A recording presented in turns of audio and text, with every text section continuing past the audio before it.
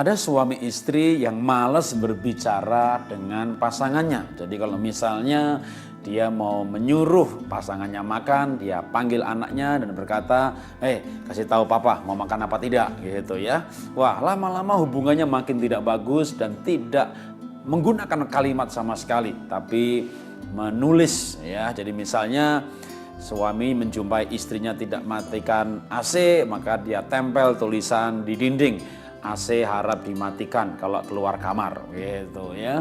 Nah, waktu terus berjalan, maka sebenarnya ganjilan hati sudah nggak ada, tapi kebiasaan sudah terbentuk dan kemalasan berbicara ada pada pasangan ini. Maka gaya bahasa komunikasi dengan ditulis menjadi kebiasaan. Jadi kalau misalnya istrinya minta uang, wah, lalu dia bilang uang belanja, uang beras sudah habis, minta uang, thanks, love you. Oh, pakai love ya, tapi ditulis nggak diomongin ya. Wah, suaminya dimintain duit, dia amplopin uang dan ditulis uang belanja untuk minggu ini with love. Pakai love juga, tapi hanya ditulis ya, tidak diomongin ya. Nah, suatu ketika suami ini harus meeting pagi-pagi di hotel di tengah kota yang namanya Jakarta macet luar biasa. Maka dia tulis pesan kepada istrinya, sayang tolong bangunkan aku jam 5:30 pagi, thank you. Waduh, besok pagi suami bangun bukan 5:30, bukan 6:30, jam 7 dia baru bangun. Lu ya kenapa jam 7? Wah, kenapa saya gak dibangunkan? Dia marah luar biasa. Gak ada waktu untuk mencari istrinya. Dia lompat tempat tidur, tidak mandi, langsung dia berangkat buru-buru ke tengah kota untuk menjumpai kliennya. Di tengah jalan ketika lampu merah dia menyempatkan diri SMS istrinya. Kenapa kamu tidak bangunkan saya 5:30? Ini pertemuan penting saya hari ini. Dan dia mendapat SMS balasan dari istrinya. Apa kamu tidak melihat tulisan di bantal? Jam 5 pagi bangun, bangun, bangun. Katanya. Gimana mau bangun kalau cuma ditulis? Ya, ini hanya cerita.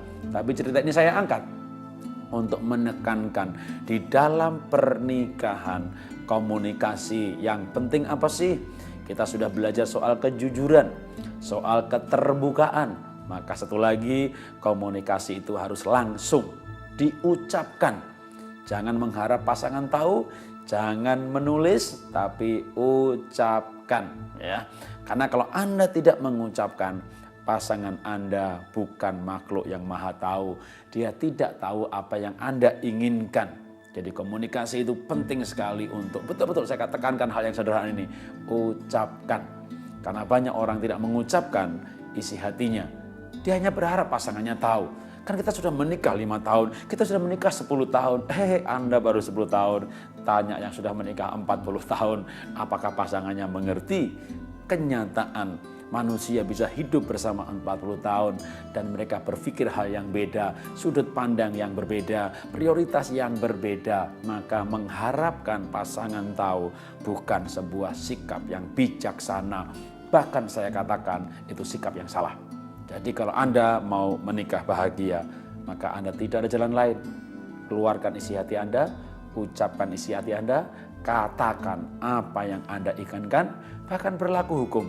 Mintalah maka akan diberi, maka mintalah. Karena dengan meminta, dengan berkata, dengan mengucapkan secara langsung, maka pasangan Anda mengerti dengan jelas. Bahkan kadang-kadang perlu di-reconfirm, perlu dipertegas. Betul ya, kamu setuju, bener ya, kita pergi ke sana. Karena kadang-kadang orang itu nggak ngeh, gitu ya. Apa itu nggak ngeh ya? Tidak menangkap seperti yang kita maksudkan. Nah, karena itu penting sekali. Komunikasi, kejujuran, keterbukaan, dan itu disampaikan secara langsung. Jangan berbicara gaya kurir ataupun gaya surat, tapi berbicara langsung. Salam sukses, salam bahagia.